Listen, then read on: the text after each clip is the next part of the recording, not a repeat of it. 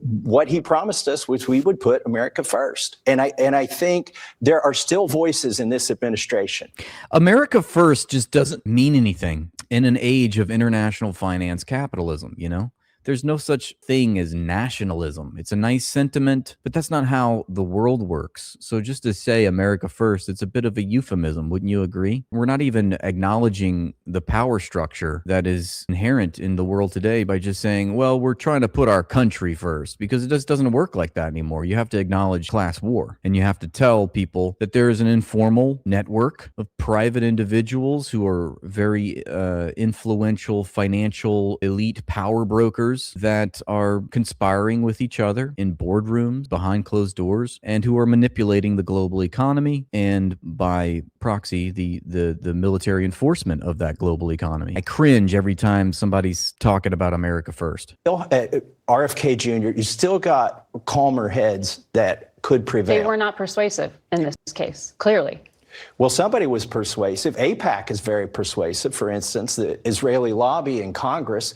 If you look at my colleagues' feeds now, they all look the same. They're all tweeting the same message, that we've got to support Israel and we've got to do this. What he promised us, which we would put America first. And I think there are still voices in this administration. You've still got J.D. Vance. You've still got Tulsi Gabbard. You still RFK Jr., you still got calmer heads that could prevail. They were not persuasive in this case, clearly. Well, somebody was persuasive. AIPAC is very persuasive, for instance. Well, you know, I just don't think that the truth is not, so simple. And yeah, while it's true that the U.S. is always a warmongering country, and, we're filled with, the Trump administration is staffed with a bunch of war hawks that are neocons who have been salivating over war with Iran for a long time. But I'm talking about the political pressure amidst this military buildup. And just judging by the analysts that I've been listening to, it appears that Trump has painted himself in a corner. And even despite, what Trump wants is a quick strike like what happened last year. And that's not going to happen.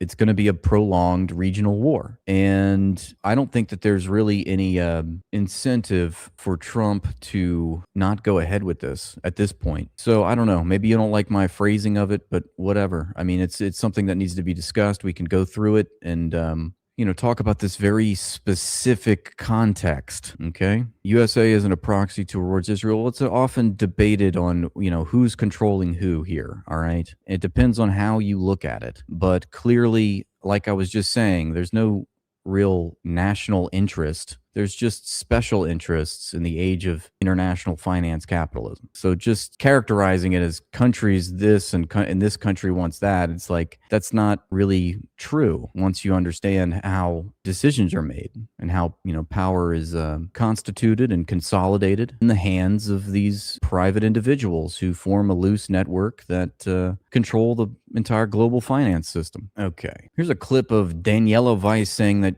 it's really, you gotta indoctrinate people. We've got to brainwash people all the time, she says. People say to me, why don't you explain to the Jews in the United States what is exactly behind your thinking? I explain, but I'm laughing because the right word for it, you have to brainwash all the time. You have to say, to explain it, to live it, to cope with it. My husband says to me, why do you speak to your children all the time about Zionism, pioneers in Judea and Samaria, settling? And all my family are settlers here, because this is the only way to continue Zionism. I would agree, actually. I agree with her. That's the only way to continue Zionism, because Zionism was started as a national political project with the aim of ethnically cleansing an indigenous people and establishing a settler colony. So in order for that to persist, you have to continue the brainwashing of new people to project your power across generations. We have for the Jewish nation the promised land from the Bible, from the Euphrates to the Nile. And I'm sure it will. I'm Yisrael Chai, a river I will cry. Will be. That's their slogan. When they go low, we go Chai. In Lebanon? If it is part of it, all of it. Even parts of Syria, part of Iraq, part of Iran. It's huge. You think It's amazing that the miracle book that we wrote ourselves anointed us the kings and queens of this entire region. you have any way of Check our book. It says so in the book. convincing people that that would be a good idea? I convince many. Many people believe in it. I don't see anything anything extreme in my approach. It's the basic Jewish approach. All right, there you go. So settler colonialism, ethnic cleansing, crimes against humanity, genocide itself is just a chicken swinging approach to life is all. Duh. The basic Jewish approach, you say. That'll be a nice clip to play at your tribunal. Why would Satan's postmenopausal wife see anything wrong with that? Exactly. John Cusack gets it. He says, what the Epstein files and the continuing genocide reveal is that class is the issue. Yes, John. And elites feel themselves to be higher forms of life who can do what they like with the cattle. That's right. Remember that the Goy terminology basically means cattle in Hebrew. Here is a Palestine protester. She's trying to teach them some hasbara. She's trying to teach them how beautiful Israel is. Come to Israel and take some of our Palestinian homes.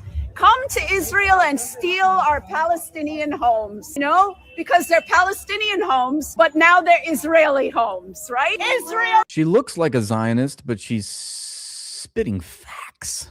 is finished. No one is going to Israel. You have lost everything and you don't even know it.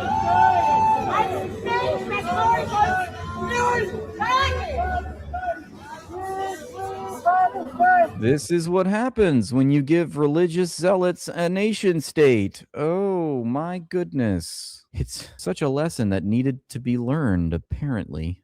How do you even go to sleep at night? You look like you are devil worshippers. Devil worshippers. You are devil worshippers. Look at you.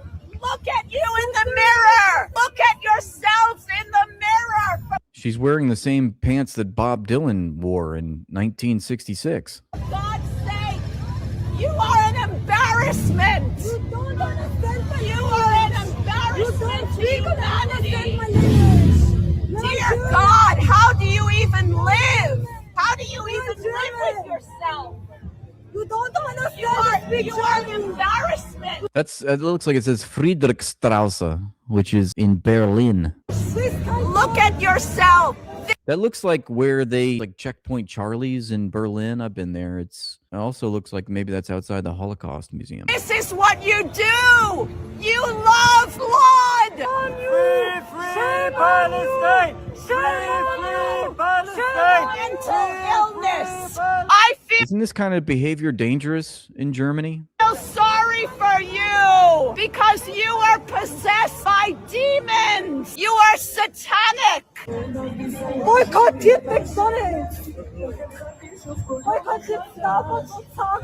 Thank you, Angry Bird. I appreciate that. Good morning to you out there in the UK. I think it's marketing day. I think the police are doing this because they want to do. Look at this. He's dancing. Keep going. You are a powerhouse. You are a superstar. It's a disaster. It's just a disaster. Why aren't they beating us up? That's that's the big question. Why aren't they beating us up? That's that. Look at this woman. Yeah. Carolina, look at this woman. No, she's being paid. Settler. She's a squatter. She's a squatter.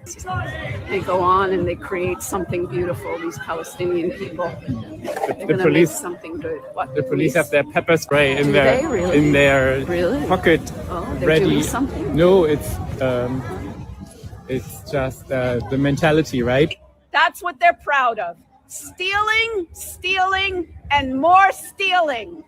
Lying and lying and more lying. That's the state of Elon says, for a country to survive, there has to be a common culture. Nobody dies to defend a multicultural economic zone. American culture, with its English, Scots, Irish origin, is great and worth fighting for. Yes, the colonial aspect of America's origin is great and worth fighting for. Not all the other indigenous ethnic communities that we've destroyed or brought here to destroy and, build up the infrastructure of the United States. This makes me want to pull out Stalin's definition of a nation. Stalin's definition of a nation. Let's just, for those uninitiated. So Elon Musk says for a country to survive, or for a nation to survive, there has to be a common culture. Nobody dies to defend a multicultural economic zone. Joseph Stalin's definition of a nation is that it is a historically constituted, stable community of people formed on the basis of a common language, territory,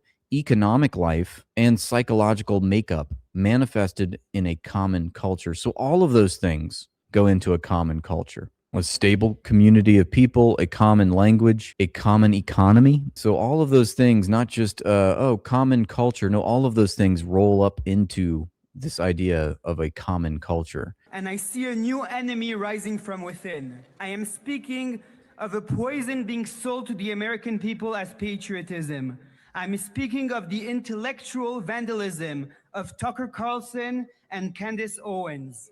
Mr. Speaker, let us be clear about what this is. They claim to fight the woke left. They are no different than the woke left. The radical left tears down the statues of Thomas Jefferson. Tucker Carlson tears down the legacy of Winston Churchill. Tucker Carlson tears down the legacy of Winston Churchill. Winston Churchill is not a very redeemable figure in history, by the way. We need to stop adulating and idolizing the likes of Winston Churchill, all right, for many reasons, including the Bengal famine of 1943, which he was directly responsible for, among other many racist war crimes that he committed in his tenure in the British Parliament, all right? Winston was a demon. I'm glad that I'm preaching to the choir. Everybody knows that now. The radical left says Western civilization is evil. Candace Owens says the roots of our faith are demonic. It is the same sickness. It is the same moral relativism. It is the same hatred of the West dressed up in a different costume. Yes, to be clear, that is dangerous. The Likud party, and I was quite literally, somebody was plotting my... Legend has it, after he gave that speech, he immediately started crying about it. He had to be hauled away in tears. That's right, Eldridge, absolutely. World War II was an imperial war. It was imperial infighting. Some of you are saying she's an op, she's emotionally manipulative. To that, I would say, welcome to the political economy of capitalism. I gesture vaguely to you the state of the world that we live in and all of its gaslighting institutions that are emotionally and psychologically manipulative, all right? Let's keep our head in the game. We've got to stay focused, all right? A broken clock is right twice a day. That's true as well. At this point, wasn't it more cost effective to just give them the citizenship / benefits? This is in response to ICE planning 92,600 total detention beds and a $38.3 billion expansion. So nearly $40 billion are given to ICE to expand their detention facilities. And people are saying, Jesus Christ, $40 billion. Couldn't you have just made them citizens at this? Probably been more cost effective. This is a pretty funny clip. Everybody is just, and when I say everybody, I mean every Zionist shill is butthurt, crying on Twitter about Spike Lee's fashion statement at the NBA All-Star game. He basically in clothes that resembled the Palestinian flag. And people like Lizzie Savetsky tried crying about it and actually went to Spike Lee's home, and look what she did. All right, guys, so Spike Lee wore quite an outfit last night at the All-Star game. And, he happens to be my neighbor, so I thought I would pop by his house and... Sure, he just happens to be my neighbor. Like you didn't take the subway for 3 hours just to get to the house. leave him a present.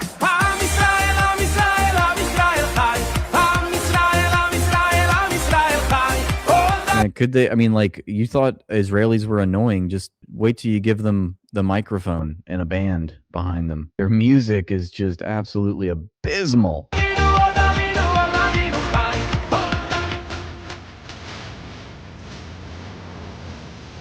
I'm Mr. Outside, Spike Lee. I'm Mr. Outside. So that's pretty funny, right? People are saying this is a federal crime. You can't just go putting stuff in people's mailboxes. I said, you really showed him, but it would have been better if you cried about it too. Thank you for teaching me what a succubus looked like. Another acceptable answer would have been like, oh, that's nice. You gave Spike Lee some extra toilet paper in his mailbox. That's nice. I'm sure he could use that. Another great point also is to imagine if some pro-Palestinian placed a Palestinian flag in Lizzie Savetsky's mailbox. Just think of the double standard there and how they would be crying, surely, about anti-Septicisms. Always the double standard, of course. She'd sue. Yeah, there'd be a huge... The ADL would get involved. ICE would show up at the door. People are reporting that an Israeli producer named Dana Eden, who was 52, was found dead on Monday, February 16th, today, in her hotel room in Athens, and she was a co-creator of the Apple TV Plus series Tehran, about Mossad agents in Iran, and was preparing its 4th season. Here's some more info according to the Times of Israel. Quote, according to Hebrew media, Eden was found lifeless in an Athens hotel on Sunday by her brother, who began searching for her after she failed to respond to messages. Local police issued an autopsy report order to determine the cause of death and began collecting security camera footage and testimony from hotel staff. Reuters, quoting police officials, said the police were investigating the death as a suicide based on evidence and testimonies, and that Greek investigators found pills at the scene. And I'm sure they found bullets with graffiti on them, and maybe Gen Z slogans, and maybe they found bullets that had the word anti-Semitism on them. That would have been convenient. It also reported, however, that a coroner found bruises on Eden's neck. Bruises on the neck from a suicide. The production company behind Tehran said there was no evidence of criminal or nationalistic involvement in the death of Eden, amid rampant rumors on social media that she may have been killed by Iranian agents. Of course.